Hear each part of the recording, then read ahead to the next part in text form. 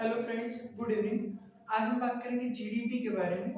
सबसे पहले जानेंगे जीडीपी का फुल फॉर्म क्या होता है और किस तरीके से वो काम करता है। जीडीपी के फुल फॉर्म के बारे में बात करेंगे तो जीडीपी का फुल फॉर्म होता है ग्रॉस डोमेस्टिक प्रोडक्ट।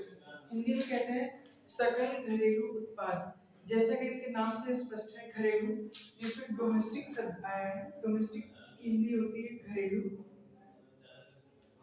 इसका अर्थ होगा देश के अंदर जो प्रोडक्शन होता है, चाहे वो गुड्स हो या सर्विसेज हो, सेवा और सामान, दोनों चीजों का जो प्रोडक्शन होगा वो भी इन द कंट्री, देश के अंदर। जैसे भारत के जितने राज्य या केंद्र शासित प्रदेश हैं, UTs and states of India, दोनों में जो प्रोडक्शन होगा उसको सामान्य रूप से लिखेंगे। डोमेस्टिक जो प्रोडक्शन होगा उसमें आएगा हमारा स्टेट्स और यूटीज। ये दो चीजें सामान्य रूप से शामिल होंगी। उसके बाद में ये पॉलिटिकल लाइन के साथ साथ इसमें होता है ज्योग्राफिकल लाइन भी शामिल की जाती है। ज्योग्राफिकल लाइन से जो प्रोडक्शन होगा या पॉलिटिकल लाइन से जो प्रोडक्शन होगा, दोनों चीजों को शामिल किया जाता है। अब इसमें हम बात करें ज्योग्राफिकल लाइंस में, हो गया भारत की बाउंड्री लाइन के बगल में जो समुद्री क्षेत्र होगा जिसको सी लाइन बोलते हैं। तो सी लाइन में इसका एक मेजरमेंट का एक फॉर्मूला होता है जिसको बोलते हैं ईईजेड। ईईजेड का मतलब होता है एक्सक्लूसिव इकोनॉमिक जोन, अनन्य आर्थिक क्षेत्र। इसके अंदर जो भी प्रोडक्शन होगा समुद्र के अंदर, फिशरीज प्रोडक्शन से लेकर मछलियों का जो उत्पादन होता है, ये वहां पर आयरन ओर या विभिन्न प्रकार की जो भी प्रोडक्शन चीजें प्राप्त होती है समुद्री क्षेत्रों में, जो किसी देश का होता है, तो वो चीजें भी हमारे जीडीपी में शामिल होती हैं, ग्रॉस डोमेस्टिक प्रोडक्ट में शामिल होते हैं। सबसे पहले इसको डिफाइन करेंगे वन बाय वन करके, एक एक करके हम इसको डिफाइन करेंगे। पहला पॉलिटिकल लाइन, दूसरा है गुड्स एंड सर्विसेज और लास्ट प्राइस। इन तीनों चीजों में हम निकालते हैं ग्रॉस डोमेस्टिक प्रोडक्ट में।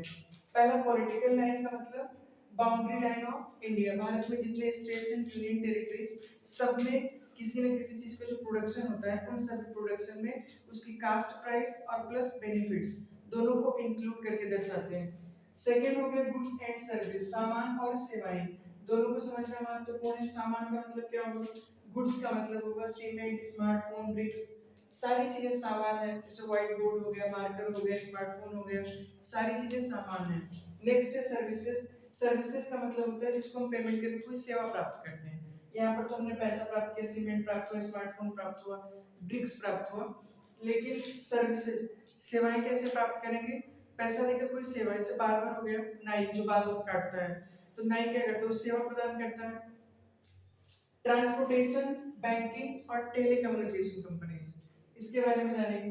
ट्रांसपोर्टेशन चार्ज, मान लिया हमको लखनऊ से मुंबई जाना है बाय एयरपोर्ट, तो एयरपोर्ट पर हमको क्या मिलेगा, सेवा मिलेगी। वहां पर बैठेंगे, पैसा डिपॉजिट करेंगे और फ्रॉम लखनऊ टू मुंबई पहुंच जाएंगे, तो वहां पर हमको केवल सेवाएं मिल रही हैं।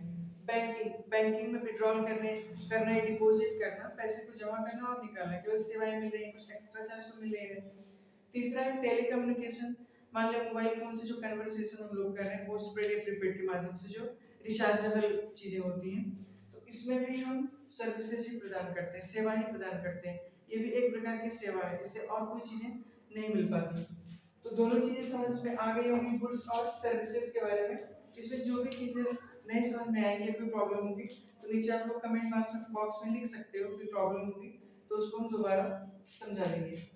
तीसरा ऑप्शन आता है लास्ट प्राइस। लास्ट प्राइस का मतलब होता है अंतिम उत्पाद। मान लिया कोई टेलीकम्युनिकेशन कंपनी है, एक छोटा सा एग्जांपल दे रहे हैं स्मार्टफोन का। मान लिया वीवो एक स्मार्टफोन है जो चाइना की कंपनी उसको मैन्युफैक्चर करती है, लेकिन उसके बहुत सारे जो मेटल्स होंगे या बहुत सारे उसके अंदर जो प्रोडक्शन चीजें होंगी लगाई गई होंगी, आईसीज, बैटरीज, इस तरीके से बहुत सारी जो चीजें उसमें लगाई जाती हैं, वो अलग अलग कंट्री उसका प्रोडक्शन करते हैं। जैसे सैमसंग हो गया, वीवो हो गया, ओप्पो हो गया, इस तरीके से बहुत सारी कंपनी जो प्रोडक्शन करती है।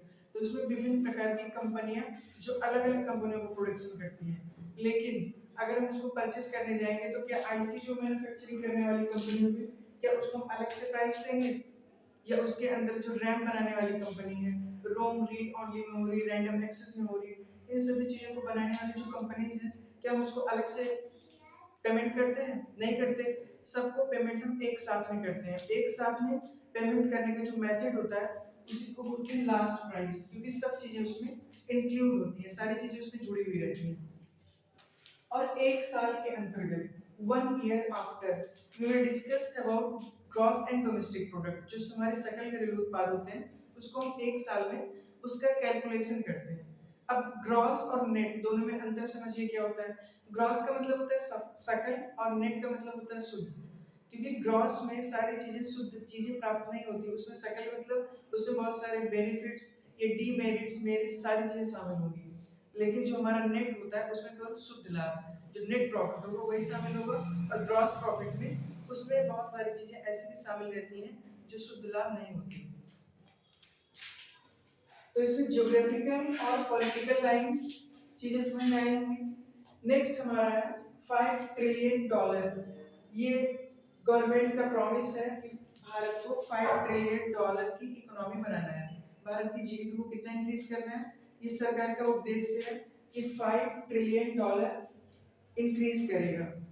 और अभी है कितना 2.5 प्रेजेंट में कितना $2.5 ट्रिलियन अभी प्रेजेंट में है। यहाँ पर हम एक एग्जांपल दे रहे हैं। मान लीजिए कोई एक आदमी है जो अर्निंग करता है फॉरेन कंट्री में, क्योंकि जीडीपी का जो प्रोडक्शन होगा और कैलकुलेशन रेट होगा वो इनसाइड द डोमेस्टिक, मतलब देश के अंदर या घर के अंदर ही चीजों को शामिल किया जाएगा, आउटर कंट्री या फॉरेन कंट्री को शामिल नहीं किया जाएगा। मान लीजिए कोई व्यक्ति जो भारत का नागरिक है लेकिन अर्निंग कर रहा है दुबई में, सऊदी अरबिया में, हांगकांग में, किसी भी कंट्री में अर्निंग कर रहा है, तो वहां से उसका जो प्राप्त होने वाली इनकम होगी वो भारत की जीडीपी में शामिल नहीं होगी, वो जीएनपी में शामिल होगी। जीएनपी का मतलब ग्रॉस नेशनल प्रोडक्ट और जीडीपी मतलब ग्रॉस डोमेस्टिक प्रोडक्ट, तो जीएनपी में शामिल होगा और जीडीपी में वो चीजें शामिल नहीं होंगी। जीडीपी में जो डोमेस्टिक प्रोडक्शन होता है वो चीजें शामिल होंगी। मान लीजिए टाटा कंपनी है, टाटा कंपनी भारत की कंपनी है तो उसका जो प्रोडक्शन होगा वो सारी चीजें शामिल होगी। लेकिन अगर कोई फॉरेन कंपनी है, मान लो वीवो एक फॉरेन कंपनी है, वो विदेश में किसी चीज का प्रोडक्शन करती है लेकिन उसने भारत में भी अपने ब्रांचेस स्थापित कर ले रखे हैं कि भारत सरकार को टैक्स प्रोवाइड करवाती है, तो उसका जो बेनिफिट होगा वो सरकार को टैक्स के रूप में देगी, ये यहाँ के जो वर्कर काम करेंगे उसको देगी। लेकिन उसका जो फुल टू फुल प्रोडक्शन होगा या फुल उसका जो बेनिफिट होगा वो अपने देश को, इस देश को नहीं, वो अपने देश को देगी जहाँ से उसकी ओरिजिन हुई है, जहाँ से उसकी उत्पत्ति हुई है। इसीलिए उसको भी उसके जो भारत सरकार को टैक्स मिलेगा उसको हम जीडीपी में शामिल करेंगे। लेकिन जो भारत सरकार को जो उसके अलग लाभ होंगे, जो उसके अधिक लाभ होंगे, वो जीडीपी में नहीं, वो जीएनपी में शामिल किया जाएगा और वहाँ की गवर्नमेंट की जीडीपी में शामिल किया जाएगा। लेकिन अगर कोई व्यक्ति विदेश में कमा रहा है तो उस व्यक्ति को हम जीडीपी में नहीं शामिल करके जीएनपी ग्रॉस नेशनल प्रोडक्ट में शामिल करेंगे, जीडीपी में शामिल नहीं करेंगे।